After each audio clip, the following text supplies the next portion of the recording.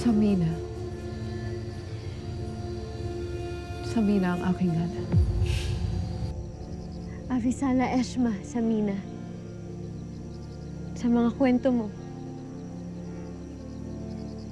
Dahil sa'yo ngayon, mas naiintindihan at mas naunawaan ko na si Mitena. Ngunit ako,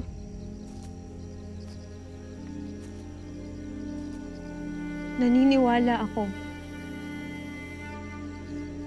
na meron man tayong masamang nakaraan,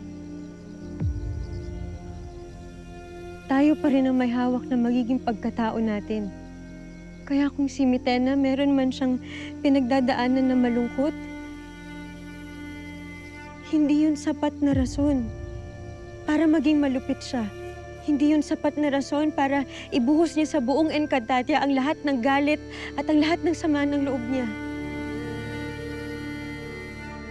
Iyong isinasambit lamang yan.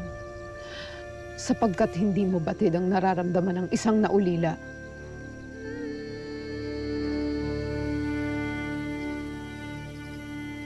Batid ko, Samina.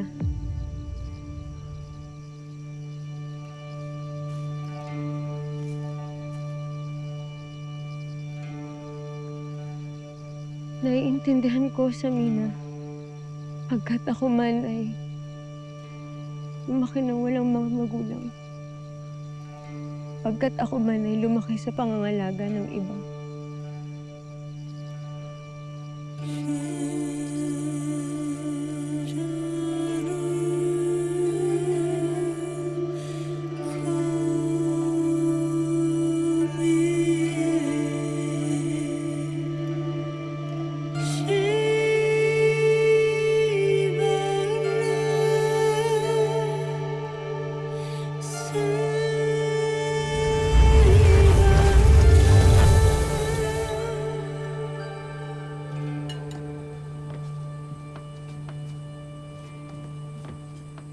Teka muna. Nakakahalata na ako. Bakit lahat ng mga niluluto mo mga paborito ni Tera? Malay natin.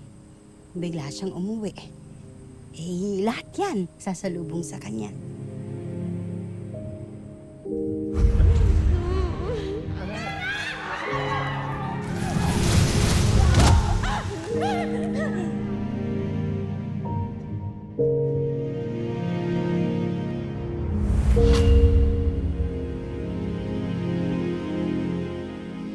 Nakakamiss si Tera.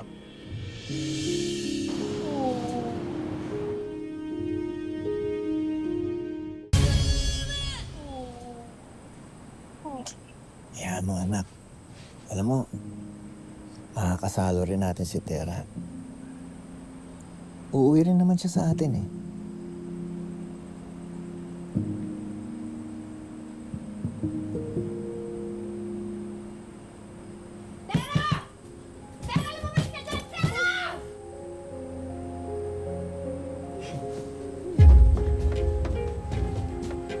Dagan.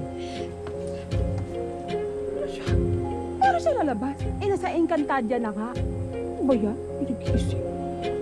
Hoy! Mona! Ilabas mo yung anak mo! Iharap mo yan sa akin! Hoy!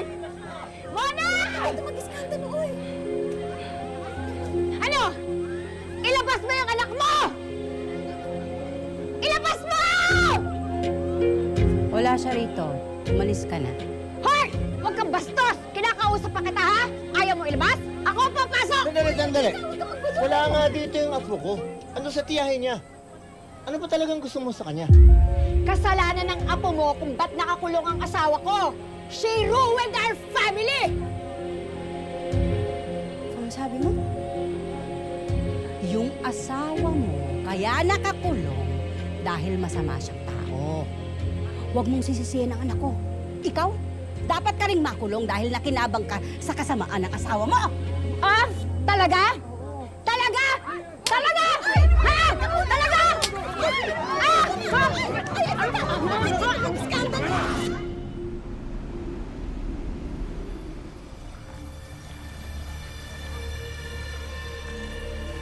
May liwanag pa naman. Tinatawagan ko ang mga kambaldiwa. Avilan, Agua, Saria, magpakita kayo.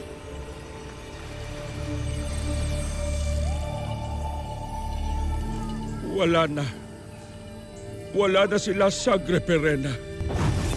Makapaniwala. Makapangyarihan ng mga kambaldiwa. Hindi sila basta mapapaslang. Subalit, lubhang makapangyarihan din ng setrong kumitil sa kanilang buhay.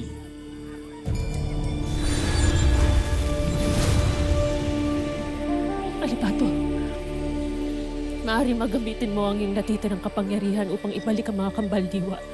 Gayon din ang lakas ng mga brilyante. Batid mong hindi ko kayang gawin ang iyong inihingi. Kung kaya ko lamang, ginawa ko na. Kahit hindi mo sambitin. Perena, wala na tayong magagawa kundi tanggapin na sila ay namayapa na. Ngunit hindi ako papayag na sila'y ganun na lamang mawawala. Darating ang panahon na sila ay aking maipaghihiganti mula sa sakim na saor na yon. Pinapangako ko.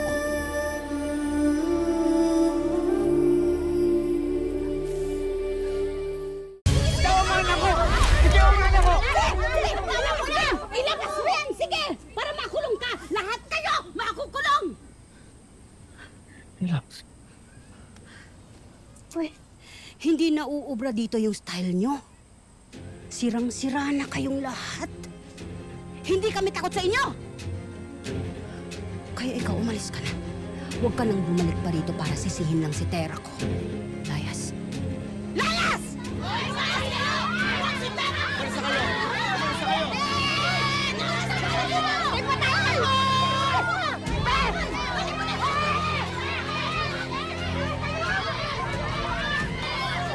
Tanggalin niyo yan! Sige!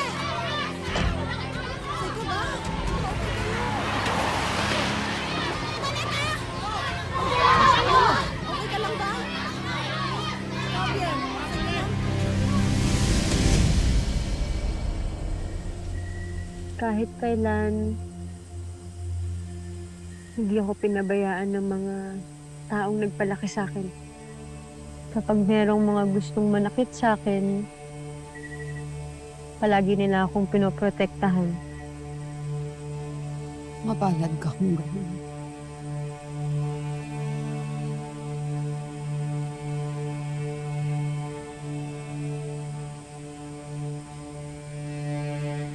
Samina, may nararamdaman ka ba? Bakit? Ako ay nilalamig.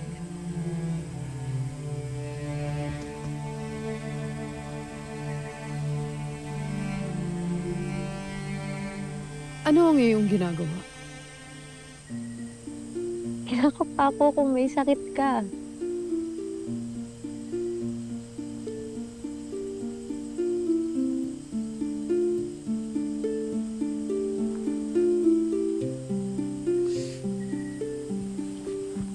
Ikaw na lang muna gumamit nito.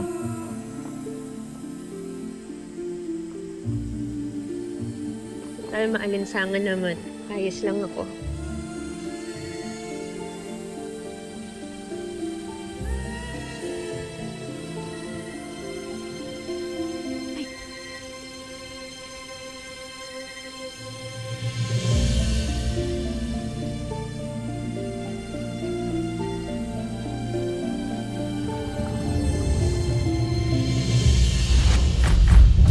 Mahal na Emre, kayo na ang bahala sa Ivtre ng mga kambaldiwa. Nakakatakot ang mga nangyayari, Sangre Perena. Maaring ito ay nakasulat sa Akashe. Puntahan ninyo upang malaman ang kasagutan sa lalong madaling panahon. Huwag mong hayaang gumuhit ang mga luha sa iyong mukha.